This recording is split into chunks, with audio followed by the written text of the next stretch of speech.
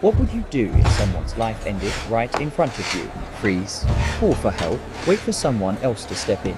Emily Hayes didn't wait. The man's chair tipped backward before anyone understood what was happening. His body hit the floor with a heavy thud, and a dark pool began to spread beneath the table. Forks stopped mid-air. Conversations died mid-sentence. Dozens of eyes stared, but no one moved. No one except a young woman in blue scrubs, who had been eating dinner just seconds earlier. Emily didn't scream. She didn't ask for permission. She simply dropped her fork, pushed back her chair, and ran toward the man who was clawing for his last breath. His lips were turning blue. His eyes rolled back. He was tall, muscular. Someone whispered that he was a Navy SEAL, but right now, he looked fragile, like a child losing a fight against death. Emily didn't care about his title. She only saw a life slipping away. At 26 years old, 3 years into her nursing career, Emily had trained for emergencies. But this wasn't a hospital. There was no crash cart, no team, just tile floors, wooden tables, and a silence so loud it felt like a scream.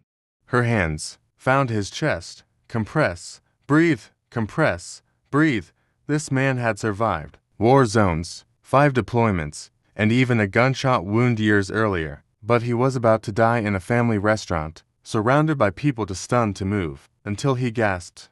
Once, twice. Air filled his lungs. His eyelids fluttered open. Emily's hands stayed steady, even though she could now feel them trembling. Minutes later, paramedics rushed in, taking over. She stepped back quietly, her scrubs damp with sweat, the metallic tang of adrenaline still sharp in her mouth. But the moment that would stay with her forever didn't happen that night. It happened the next morning. Emily hadn't slept. She kept replaying it all. Did I do enough? Could I have moved faster? She hadn't told anyone. She certainly didn't. Expect what came at 6:04 a.m. The doorbell rang. She padded to the front door in her sweatshirt and slippers, expecting maybe a package. Instead, she opened it to see them. Not one, not 200 men in uniform, lined up shoulder to shoulder across her lawn and spilling into the street. Navy SEALs, Marines, soldiers. Some stood at attention, others held their hats over their hearts.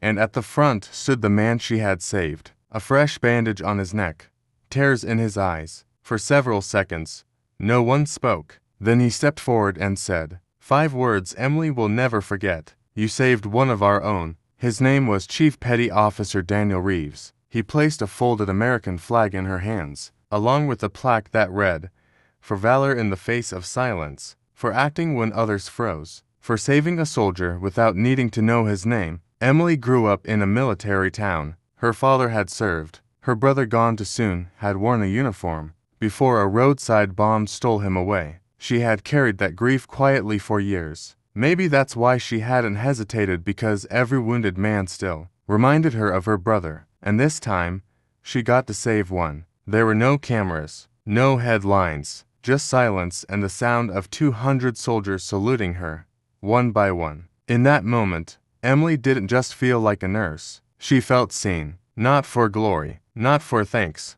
but because someone remembered. Not all heroes wear uniforms, Daniel told her as he hugged her, but you carry the same weight. Later, speaking to nursing students, Emily put it simply, courage doesn't always roar. Sometimes it's just hands doing the right thing when no one else will. And that's how an ordinary dinner in Virginia Beach became a story of quiet heroism and a lawn full of silent gratitude, because sometimes the world remembers the ones who never ask to be remembered.